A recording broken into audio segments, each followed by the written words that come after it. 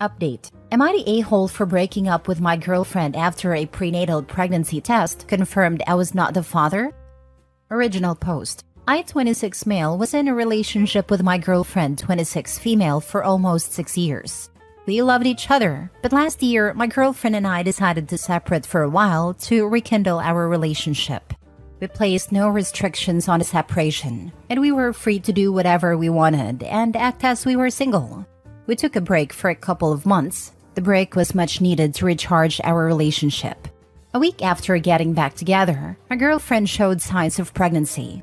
She got an at-home pregnancy test done, which confirmed she was pregnant. We were both really overjoyed and happy.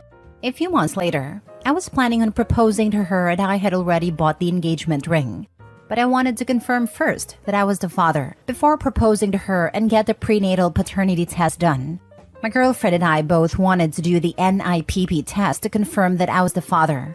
My girlfriend said she did sleep with someone during our break, so there was an off chance I wasn't the father. But we were both very confident that I would be the father. We received the results a couple of weeks later, and I wasn't the father. I was extremely sad and dejected, and my girlfriend was very sad too. It just hurt me a lot, and emotionally I couldn't process it. A week later, I broke up with my girlfriend. The breakup was extremely traumatizing for her and even for me. I told my girlfriend that I just did not want to be the baby's father and that if possible, she had to try and contact the bio father and let him know. I then helped her move back to her parents' home. Am I the a-hole? Now for the top comments before reading the update. Separate to recharge the relationship is maybe the dumbest idea I've heard. Well, how'd that recharge go? She recharged from a different dongle. It appears she got a data transfer of 23 chromosomes too. To rekindle our relationship, we decided to break up. Where do all these freaking morons come from? Dumbest BS I've ever read. It ranks up there with, my partner wants to sleep with other people so it will spice up our sex life. I've seen people do this in my own life. It almost always ends up one of the parties sleeping with a bunch of people during the break, and the other person wasn't realizing that the reason for the break was so it wasn't technically cheating. Exactly. I have an exact same scenario where my buddy's girlfriend wanted to take a break. So they did, and it turns out she wanted guilt-free sex from another dude. He broke up with her shortly after that, LMAO. Now for the update. So just a quick update, as a few people in the comments were wondering as to whether my ex knew who the bio dad was. I called my ex last night and asked her if she had found a bio dad. She said no, that she just knew his first name but didn't have his number or any social media. She had met him at the bar. It was pretty much a one-night stand. I asked her how her parents are taking it, and unfortunately they aren't taking it too great, and they are being really critical of her. Her parents liked me, and they had no idea we even took a break. My ex was a bit of an emotional mess when I called her last night, and I really felt bad. I really wished that baby was mine. My ex and I really envisioned spending the rest of our life with each other, but it sadly isn't. I told my ex last night that was the last time I was going to call her and wished her well on our future. She was crying really badly at the end, and it pretty much broke my heart when I hung up. I too remember when I wanted to spend my life with someone. Oddly enough, taking a random no-rules break so I could get raw-dogged on one-night stand didn't quite seem to align with those life goals. Yeah, I really don't understand these stupid breaks. It's literally just a pass to bang other people. Just break up. It's for people in denial that the relationship's over. Opie said in his original post he was about to propose. If you had to take a break to rekindle the relationship, then marriage is a stupid idea. Worst idea is to try to save a relationship. Take a break, propose, have a baby. Dude, you gotta stop answering for anyone else's feelings besides your own. Because if your ex wanted to spend the rest of her life with you, guess what? She wouldn't have wanted a break in the first place. Don't project her feeling onto your partners, because it's obvious her feelings about you were completely different. Yeah, everyone gets one chance. There are no breaks, and everyone is at first responsible for themselves. You can't burn yourself to keep others warm. Next story. Am I the a-hole for refusing to consider stopping our divorce after my ex admitted her psychic friend lied about me having an affair? I met my wife Rona when we were in college together. I made the obviously terrible assumption that the fact she was in post-secondary education meant she had a modicum of common sense. We started dating our senior year and after job hunting, settled on moving back to her hometown after graduating. We found an apartment and lived together for 2 years before getting married. All good so far. At our wedding, I met an old friend of hers, Anna. She offered to read my palm since she was part gypsy. Weird. I am in construction and I know a few people from that group and they call themselves Roma. Whatever. Anna only comes to town every once in a while. She lives in New York City, so she doesn't have time to visit since she has an exciting life there. She makes costumes for plays and cosplayers, so we see her maybe 4 times over the next 2 years. Last time she came was Labor Day last year, and that's when it got weird. All of a sudden, Rona starts acting oddly. She starts checking in on me at work, coming by when I'm working late, asking to use my phone because hers is almost out of power, that sort of thing. She finally comes out and accuses me of having an affair. I thought she was joking, so I laugh and say that I'm not. This sets her off like a Roman candle because Anna told her I would laugh it off when Rona came for the truth. I laughed because it was ridiculous. I barely had time for a relationship with my wife at my job. I am home all weekend long. When I go golfing, her brother is almost always either in my group or at the club. And most important of all, I love my wife. I wouldn't do anything to harm her. And yet she takes the word of Anna, the psychic seamstress, over mine. She asks me to leave our apartment. I say no, because I have nowhere else to go. So she leaves and moves back with her parents. They think she's nuts too. I spent the next few months working and trying to convince her that I'm not cheating and that I want her to come home. I don't get invited to Thanksgiving because it would be awkward. I didn't even stick around for Christmas. I went home to see my family. They have been following this stupidity without commenting until then. At Christmas, they had an intervention. They said my wife was having a break from reality and that she wasn't coming out of it. My dad told me to give my head a shake, which he only does when I'm being monumentally stupid. When I got back, I went to a lawyer and started my divorce. That was in January. Finally, at the beginning of April, Rona calls me to talk. I say that we should talk through lawyers. She starts to cry and I agreed to meet her in public if she will allow me to record our conversation so I can give a copy to my lawyer. She eventually agreed. Turns out, her and her parents hired a private detective to find my affair. 6 months and a huge bill later, 0 evidence of an affair. She finally believes me and wants to come home. I tell her that our lease is up in July and I already found a job in Denver near my family. She says she would come with me, but I respectfully declined. I told her we just weren't right for each other. The truth is, I do not want to have my offspring share DNA with this dingbat. Anyway, I am moving ahead with my divorce. I am gutted that she took her friend's psychic vibration over mine. Her family has approached me several times. The last time, her dad offered to front us a 25% down payment on a house if I agreed to go to marriage counseling instead of just leaving. I politely declined. I cannot be bought. Rona is now depressed, but I see no way of ever trusting her again. She is young enough. She can marry again and wreck some other guy's life. Am I the a-hole? Now for the comments. This dingbat. I could not have described her better. Not the a-hole, of course. Reproducing with idiots needs to be an actual deal breaker for more people. It doesn't matter how hot they are, how good it is, how perfect they would be if not for just this one thing, how lonely you are, etc. If you are going to have children, you don't get to pick a moron for a breeding partner. Child-free? Please take all the idiots you want. Enjoy your lives. Be awesome. Keep them from waving their hands in the air when getting on a helicopter. Pull the door they are pushing on in vain to open. Live your best lives. But if you are going to have kids, idiot needs to be on the list of deal breakers. Not a-hole for sure. Your comment reminds me of a story I was told in a college class.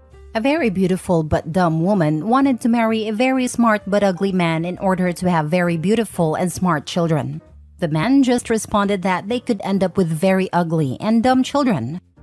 Not the a-hole. Once she took the word of a psychic over you, it was over.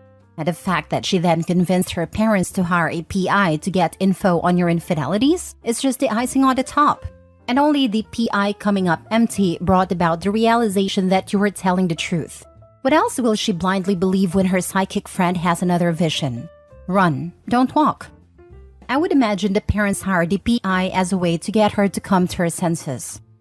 Yep, they offered over $100,000 down payment for a place to try and get OP to give the marriage another shot.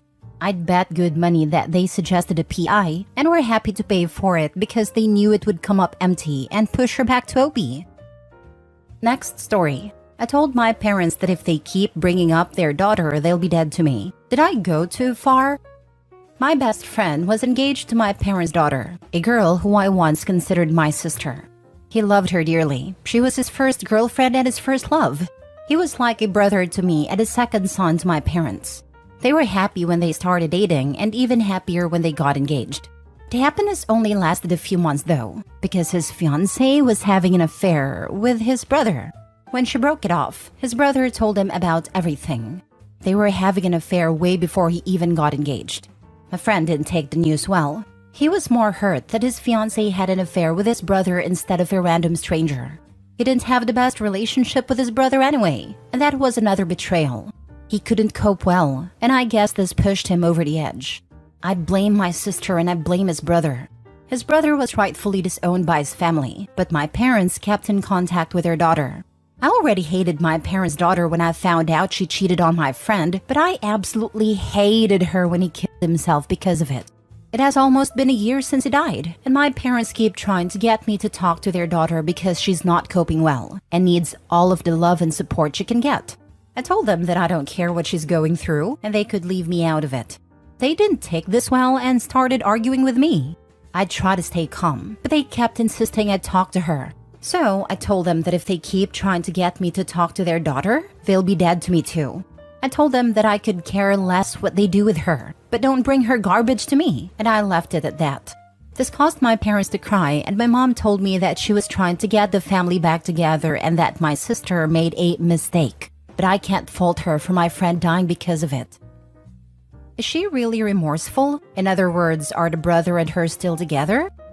No, they aren't together anymore. She is remorseful, I guess, but the person she owes forgiveness to is dead, so too late. She wasn't remorseful when she lied to her fiancé for months. She wasn't remorseful to accept his proposal, knowing full well she was already cheating then. She wasn't remorseful in picking the single most hurtful person to cheat on her ex with. She wasn't remorseful in dumping him despite her being in the wrong. For tens of thousands of moments, she gleefully lied to his face, then made plans to continue something she knew was inhumanly hurtful to him. She was so selfish that she couldn't even be bothered to break up back when the affair first started, and instead had to string both men along. Even if she feels sorry now, the crocodile tears are only for herself. She deserves zero empathy, and she has already gotten so much more from your parents than she showed the innocent dead man. She does not deserve an ounce more civility from you or anyone else. Cheaters only tend to be remorseful when they face consequences.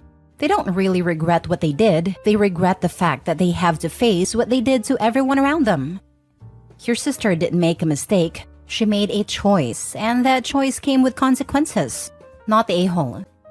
She didn't make a single mistake or a single choice. It was a series of very bad choices that she could have stopped at any time, the biggest one being she accepted his proposal. Last story. Am I the a-hole for demanding my husband returns my engagement ring to the store because he is making me pay for it through our joint account? My husband, 30 male, and I, 28 female, have been married for just under 3 months and have been having a huge argument about my engagement ring. We got married 1 month into him proposing to me. It wasn't a fancy wedding, and we had our honeymoon right after we signed the papers at the courthouse. He gave me a diamond engagement ring that's close to 8K, a 2-carat lab diamond. He didn't have funds available readily as we are saving for a home, so he put this ring on a payment plan. I found out after we married and merged our finances that he has been withdrawing funds from our joint account to finance this ring. We make roughly the same. I was just taken aback and honestly put off by the fact he is making me pay for a gift he gave to me. We have been having some arguments lately, and he feels that ring is a wedding expense, and it's only fair that I contribute towards it too, and that as a woman of this day, I shouldn't hesitate to be an equal partner.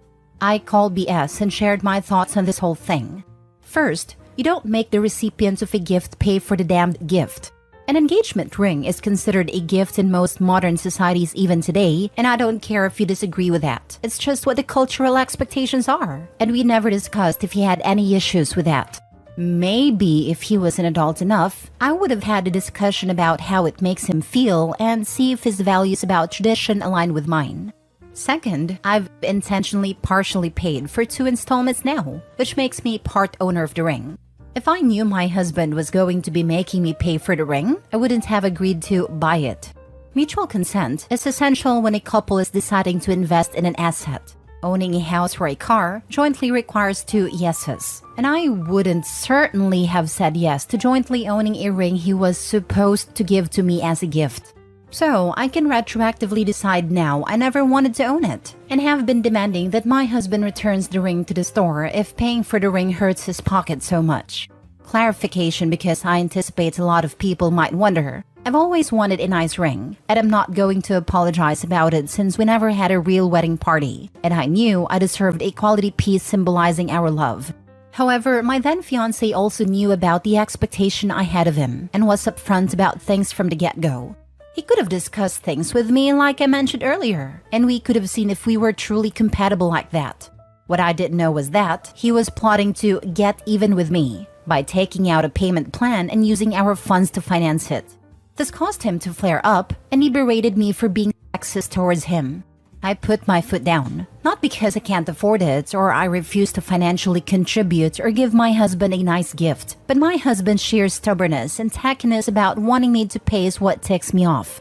I don't mind splurging for him, but this whole situation has left a very bad taste in my mouth. He expects me to apologize to him because I called his actions tacky and decisions scammy and in bad faith. Am I the a-hole? Nobody pointing out $8K for a 2-carat lab-grown diamond is insanely expensive? My first thought too. Do you guys have separate bank accounts and just a joint account, or just a joint account? Because if you only have the joint account, you are technically gonna be partially paying for every gift you receive. The way it reads is that they have just a joint, which is how I arrived at she's the a-hole. How does she think her gifts will get paid if they share an account? Like he's still putting his money in the account.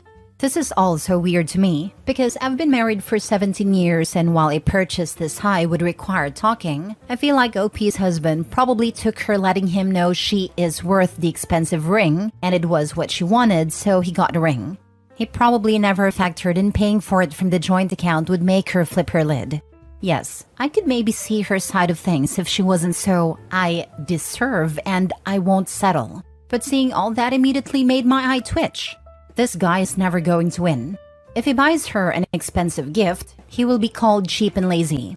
If he finances a nice gift, he will be called a liar and a thief. He just needs to run away.